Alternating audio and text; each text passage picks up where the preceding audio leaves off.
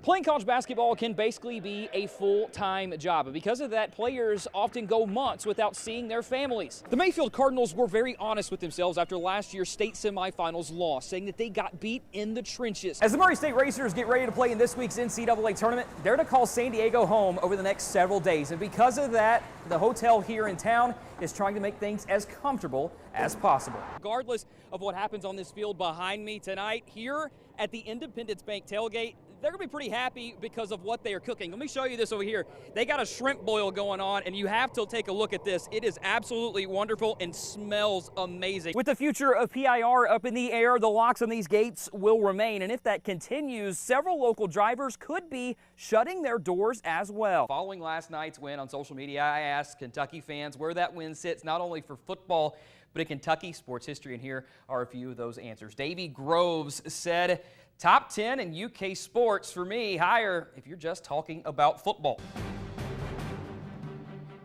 31 years is a long time. Just ask Kentucky fans. That's because back in 1986, the Wildcats were able to beat the Florida Gators and haven't been able to repeat that since. But last year, the closest they've been. A few major mistakes along the way, though, allowed Florida to pick up a 1-point win in Lexington. Tonight, the Wildcats would travel the Swamp as they would face the 25th-ranked Florida Gators. Now, last week, Kentucky offense, a mixed bag with inconsistent quarterback play. Not the case tonight. First drive of the game, it's Terry Wilson rolling out. Is going to find David Bouvier. 29-yard touchdown strike. Wildcats up 7-0, but turnovers had Florida with a 10-7 halftime lead. In the third, more from Wilson. This time he uses the wheels up the middle. 24-yard touchdown for Terry. Touchdown. Kentucky retakes the 14-10 lead. They would not be done in the quarter. Same score. Wilson loading up to go deep, then hits Lynn Bowden in stride. 54-yard touchdown. Now 21-10. The streak is in jeopardy. Gators cut the lead to 20-16 with seconds left. Felipe Franks hit from behind. He fumbles the ball. It is picked up by Kent Robinson. No one really knew what was going on, if it was a fumble or not, but Robinson picks it up, Stoops telling him to score, and he does. Upon review, it is confirmed, and the streak is over. 27-16, Kentucky is. It's hard to describe, you know, it's been a long time coming. We played them very well since I've been here, different games, and it's been very, very frustrating. Could not be more happy for our players. They just showed unbelievable character. They've been a joy to work with, and for our fan base that's waited a long, long time for this one. Well, over 2 decades ago, UT Martin and Middle Tennessee met often on the gridiron, but that was back when the Blue Raiders were members of the FCS. Now with MTSU up a level, Skyhawks trying to pull off the upset on the road. This will be the first meeting between the two schools since 1999. However, Martin's last win in Murfreesboro way back in 1979. First drive of the game for the Skyhawks, and it's a good one. Dresser win to throw and finds Devontae Howard, the 16-yard touchdown strike. UT Martin up 7-0. Then later in the first, MTSU tied the game at 7.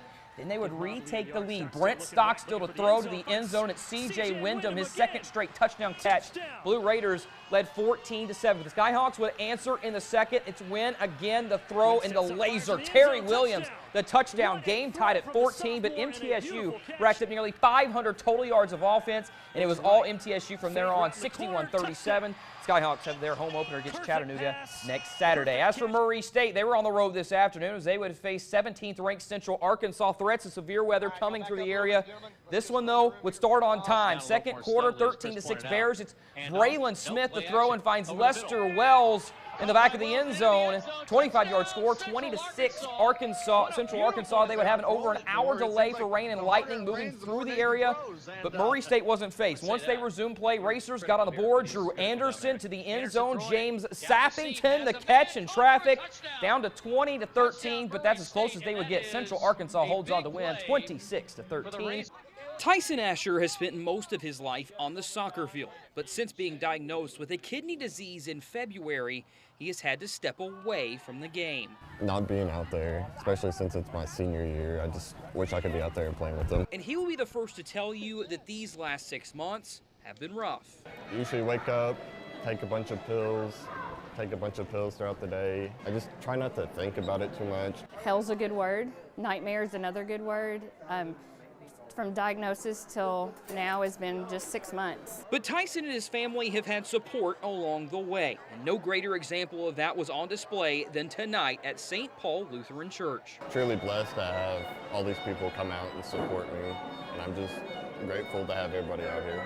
Fundraisers like this one are nothing new here at St. Paul's, and when they found out about Tyson's diagnosis, they knew the best way they could help out him and his family was by offering up a simple plate of food. This was one of our own that we felt needed help. Every bit of the money that we get stays with them. But this nightmare is almost over, as Asher will receive a new kidney from the person he has leaned on the most, his mom. It was magical, really. Like, we were just filled with joy knowing that my mom will be able to give me her kidney. As a mother, you try to protect your children, and I feel like I haven't been able to, and now I'm going to be able to save his life. Yeah, I'm saving my son's life. And with the finish line in sight, Asher has just one goal in mind, and that's make it back on the soccer field.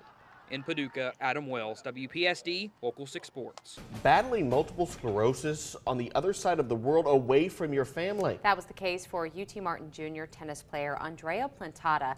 Local 6's Adam Wells is back with part 2 of her story on how she's fighting back. Adam? That's right, Plantata was first diagnosed in October of last year. Her and her family came back from Spain, and they came to the decision that staying in school and trying to play tennis again was her best option. Now, although she deals with MS every day, she is living a normal life and inspiring others. Lately, I haven't had symptoms. I'm just like more exhausted than I would normally be. Since being diagnosed with multiple sclerosis in October, Andrea Plantata has tried to keep her life as normal as possible. One day at a time. I think that's my life motto now. Fortunately, Andrea's is not as bad as some cases. Hers is mild enough that with the medication, and once we got things on track and got the medication started and all, then she's progressed well. Plantata gets shots 3 times a week, but those shots are extremely painful, and that's where teammate and best friend Jemima Potter plays an important role.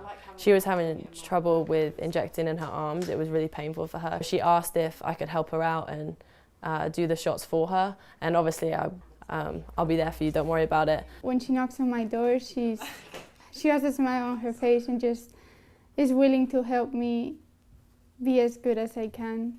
If anyone else had got the news that she did, I don't think they would have handled it even a quarter of the way she has. But as easy as that routine was, getting back on the tennis court wasn't as easy. I was exhausted after 10 minutes.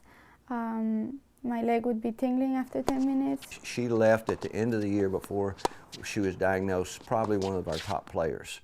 And she went from a top player down to not being able to practice for 15, 20 minutes. But as any competitive athlete would do, she kept working. I really just thought that I wanted to win for the team, and I didn't really think about what I was going through.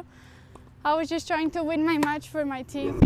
Now working her way back up into the lineup, and before you knew it, she was in our top 3. She's been amazing all year. She never complains, she never moans. For me, 100%, it's a big inspiration. Everybody just got down to work and did what they had to do, because that's what she was doing.